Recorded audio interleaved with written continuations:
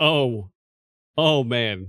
We have something to talk about today that I think most people, frankly, saw this coming. Hi-Rez Studios delivered a gut punch to its loyal fan base by literally abandoning all of their games and putting everything on Smite 2. It is not looking good for that studio. Things that I've heard about that studio and the fact that most people that go work at Hi-Rez use it as a stepping stone to somewhere better doesn't bode well for Hi-Rez. Smite and Paladins are dead, as Hi-Rez lays off a dozen of its employees. It's actually way more than a dozen. It's actually 69 employees they laid off. But I think one of the big issues with Hi-Rez and what's happening right now is that those people are in Georgia.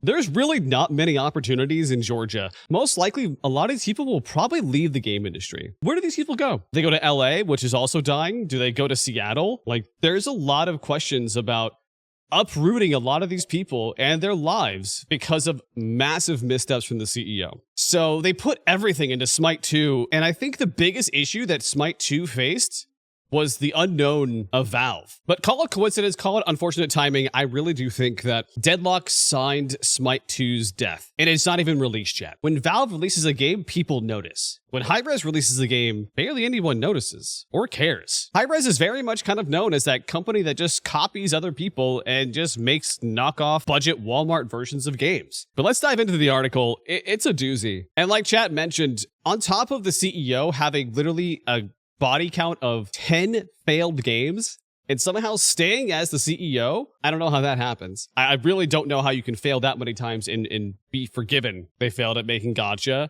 How do you fail at making gacha?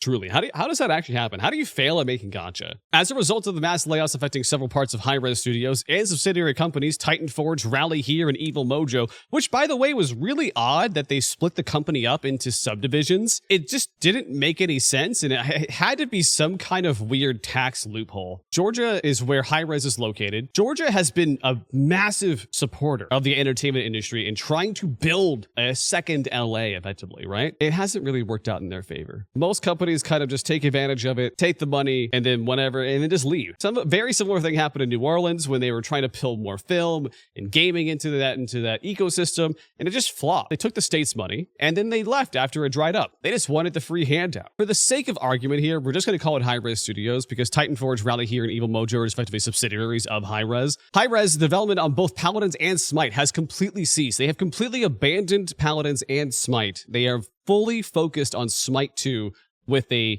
fraction of the staff. But they're keeping servers up, and both games will no longer receive any content updates, even including minor bug fixes. Let's be honest here, there's way more than minor bug fixing that needs to happen with those games. Those games were so fucking janky. That's very clear that they are abandoning these games. They have not made money for quite some time. They're putting everything on the line for Smite 2, which frankly has already been doomed because of Deadlock. Let's just throw everything into a Hail Mary. If we could tell anything from Twitch, there's just generally just a lack of interest in Smite 2. It's not looking good for Hi-Rez right now. With Hi-Rez having shut down a number of games over the past decade, from Rogue Company, Prophecy to Divine Knockout, I forgot about Prophecy. Oh, God. And Realm Royale. Oh, Realm Royale. I think one of the big things that Hi-Rez has done, and it's very, very clear, is that Hi-Rez is a trend chaser. They don't really ever try to make anything for themselves. They're very much see something that like, we want to do that. When a whole studio is based off trend chasing, they're effectively another Ubisoft, and we all see how that's going for them. So I don't feel confident in saying that Hi-Rez will be here in a year. I think that they should probably just sell off the IPs and give it to somebody else who can properly take care of the IP. However, Smite and, to a lesser extent, Paladins were the two main games the company was known for. These live service multiplayer games held a dedicated enough player base to keep the company afloat and relevant. I would scratch the relevant part, to be honest.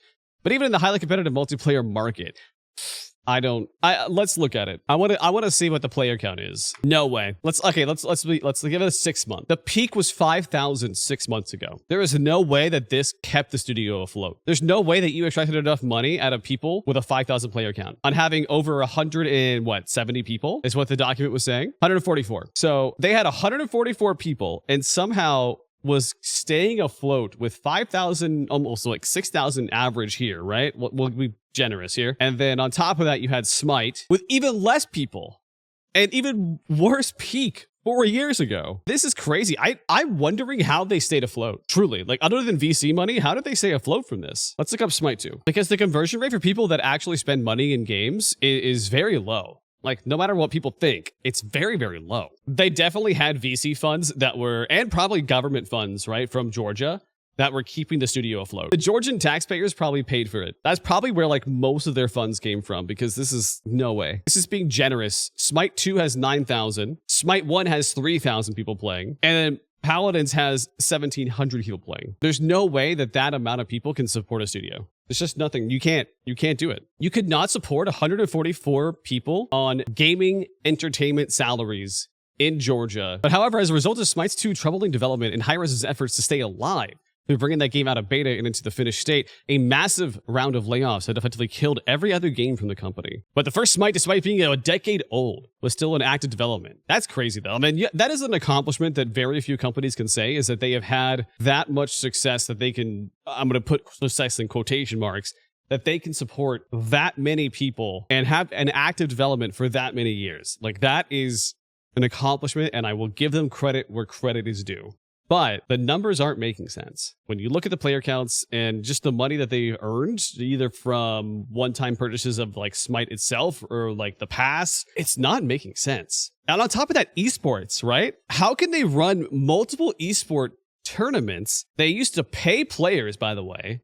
Like, esport is a money pit, and yet somehow they had esports on top of active development, on top of multiple games, and then failed games, which is money lost. These guys had to be like financial wizards. Despite being a little bit rougher on the edges, many players still preferred Smite 1 and chose to stick with that game. That is rough. People prefer your older game than your newer game. Oh. Paladins, while not releasing content nearly as often as it did in its heyday, still got a new character, balancing updates and maps a few times a year. With this announcement, development has also seen one of the only hero shooters that ever managed to hold a candle to Overwatch before Marvel Rivals came along. I feel like Marvel Rivals was pretty much the end of Paladins. Paladins survived because there was very little competition. There is such little competition that they could siphon off a little bit of the disgruntled Overwatch players. Rivals destroyed Overwatch. There's a 40% drop in players in Overwatch, so I couldn't even imagine like how much, I can't imagine like how much Paladins was suffering from that Rivals launch.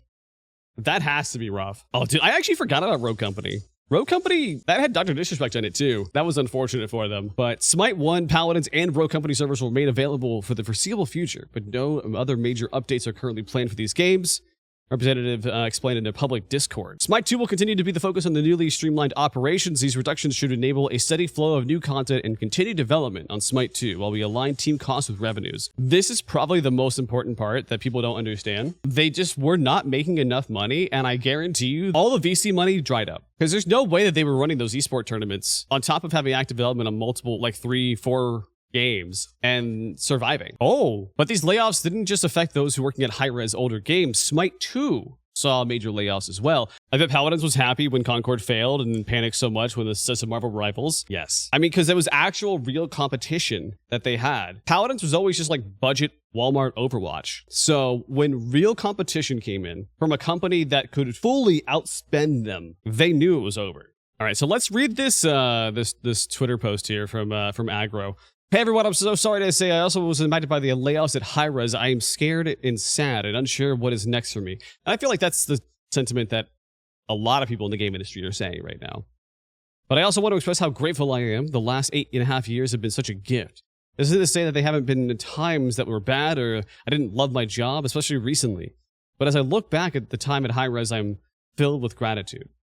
And I think it was a great opportunity for a lot of people. But again, Hi-Rez, for most people, was a stepping stone.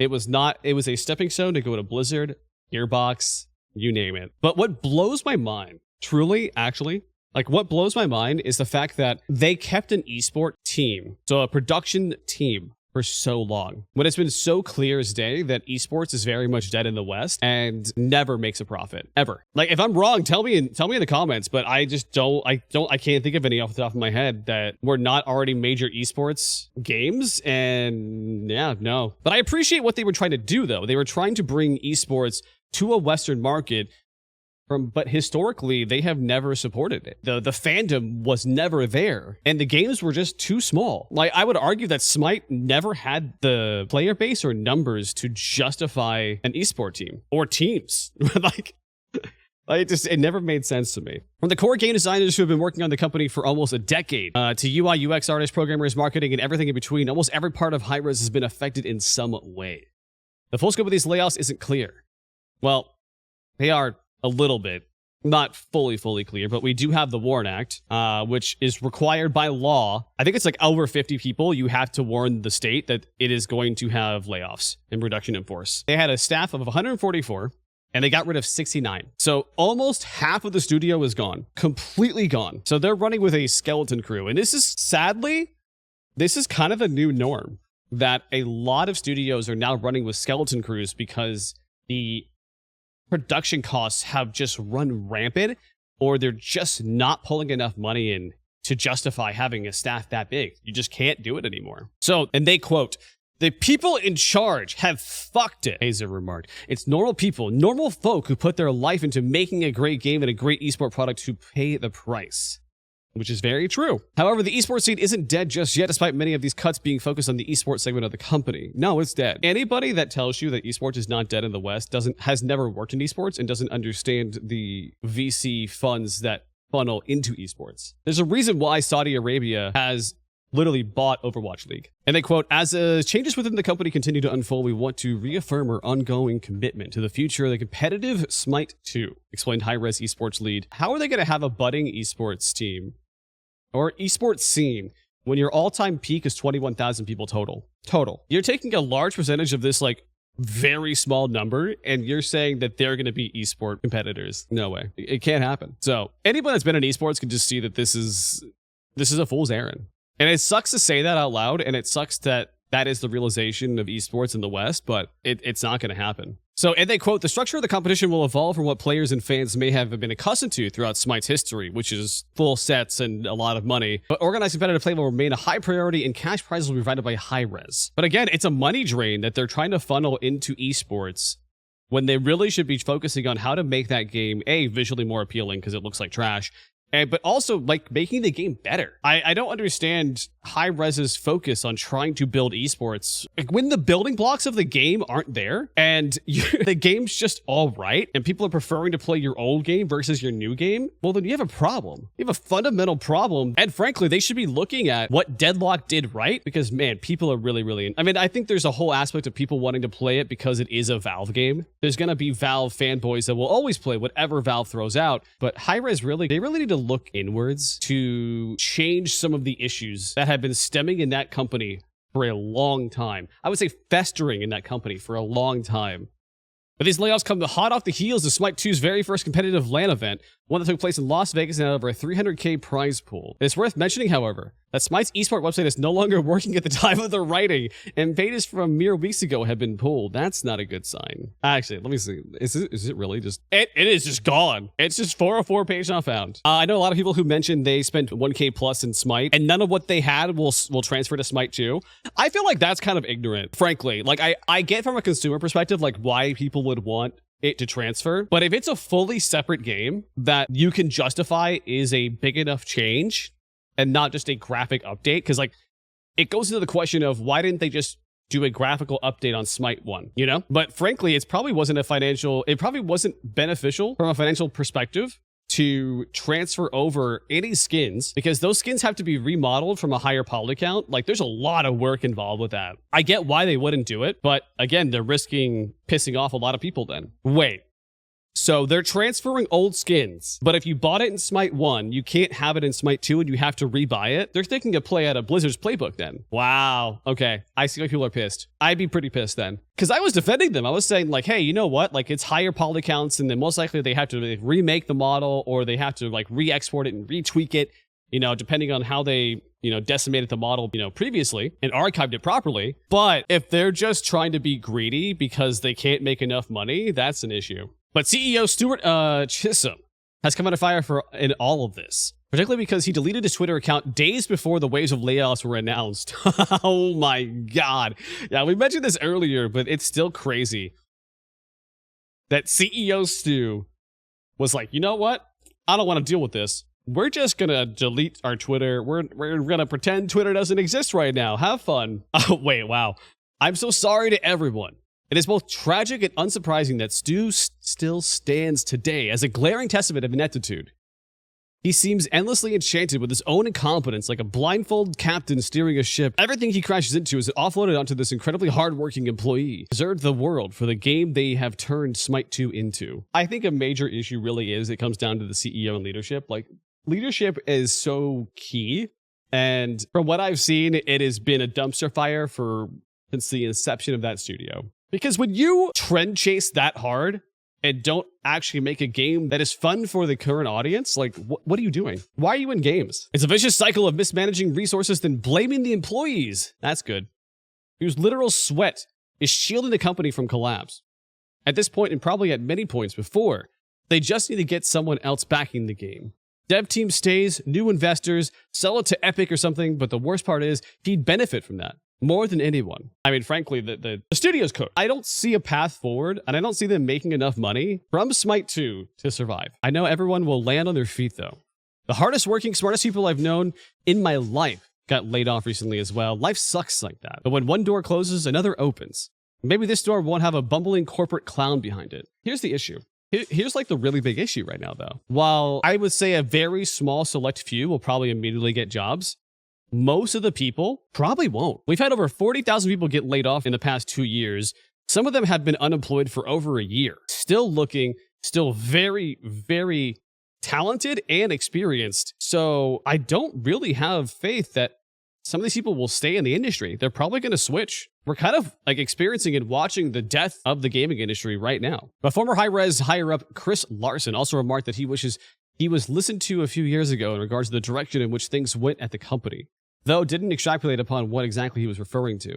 I think the reality is that Smite and Paladins, and to be honest, Smite 2, kind of look like student work. And that's not to discredit or poo-poo on the artists that worked on it. It really actually is to more poo-poo on the creative director and C-level for pushing what that visual is. Because I've seen a lot of those people leave Hi-Rez, go somewhere better, and then their stuff looks phenomenal. So at the end of the day, you have to ask yourself, it's probably the company. Like, why is the company producing subpar visuals? Is it tech? Is it the artists? It's obviously not the artists. It's obviously probably not tech because they also go to Blizzard right after, or they go to Gearbox and make amazing stuff. It comes down to the creative direction on why these games never resonated. Always looked like just muddy blah, just looked mush. Other developers have tried to stay positive, with Clumsy a crucial part of Smite 2's design team, expressing that he has survivor guilt as a result of all this. It's going to really fuck up some of these people. Like, the reality of like surviving the purge, no one's happy after that. No one's like, yay. It's just like, oh my God, all of my friends are gone. And now they're probably going to have to move. Like, where are they going to go? There's no other game studios in Georgia of any